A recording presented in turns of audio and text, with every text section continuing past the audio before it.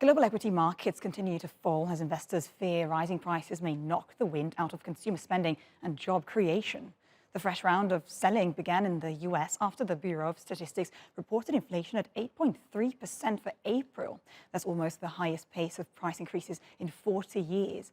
The tech-heavy Nasdaq fell 3%, and the S&P 500 closed at its lowest level for the year. It is now down 17% since the start of the year. Asian markets are also reacting to the inflation report, with the Hang Seng in Hong Kong falling more than 2%. But the worst carnage is being felt by investors in the cryptocurrency markets. The price of Bitcoin is down nearly 9%, while Ethereum has plunged by 13% in only one session. Dozens of other altcoins are seeing their market valuations getting sliced as investors opt for safer assets. Now, for more on this let's go to Victoria Scholar, who is Head of Investments at Interactive Investors in London. Many thanks for being with us this morning, Victoria. First of all, the inflation report, because analysts are really mixed as to whether they think that this inflation has hit a peak or not yet. What's your opinion? Yeah, well, it was an interesting report because it was very mixed. On the one hand, we saw inflation come down from March to April from 8.5% to 8.3%. On the other hand, it came in ahead of expectations or hotter than forecasts. And that's why initially we saw a bit of a mixed market reaction. But ultimately, the sense was that this inflation did come in hotter than expected, suggesting that these inflation concerns are lingering for longer, and perhaps we're not quite past that peak. And that's why we saw that big sell-off yesterday on Wall Street, led by the tech stocks, with the Nasdaq, like you say, down by 3%. Now, we've seen so much volatility in the markets lately, particularly after Wednesday of last week, about 10 days ago, when the Fed announced plans to hike interest rates. Initially, there was a little bit of a bounce on hopes that it might not carry out a 75 basis point cut going forward. But from Thursday onwards, there's been so much nervousness and real sense of unease across equities and other asset classes as well. Yes, nervousness. And we were saying a few minutes ago, actually, this reminds of what happened in March, April 2020.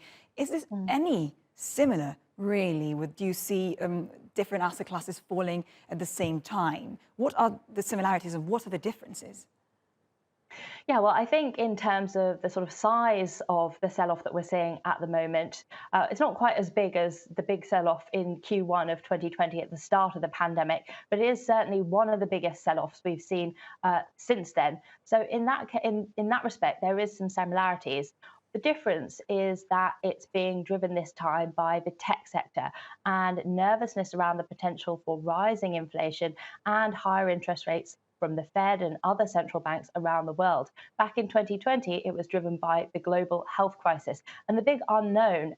So it's more about the drivers this time. And that's why we're seeing different pockets of the market underperform and outperform. For example, we're seeing energy fare relatively well at the moment because the war in Ukraine has pushed up oil and gas prices. We're seeing banks hold up relatively resiliently because of the rising rate environment, and banks tend to do better when interest rates move higher. So it's more differentiated this time. Back in 2020, it was an indiscriminate sell-off, given the big unknown around the pandemic. Right, and finally, Victoria, crypto, is it a safe haven or is it just a risky asset extremely correlated with equity markets? Well, I think what we're learning is that it is certainly not a safe haven at the moment. You know, there's been a lot of talk about whether crypto is a hedge against inflation. So you buy it when inflation's going up. That's what investors do with gold. And crypto has proved that it is not an inflation hedge at all. We've seen cryptos highly correlated with the Nasdaq and other equity markets. So that's why we've seen the likes of Bitcoin shed around 60% since the highs in November. We've been seeing these precipitous slides this week with Bitcoin and Ether down double digits just today alone. So clearly, this is not an asset that is for investors to move to in times of uncertainty.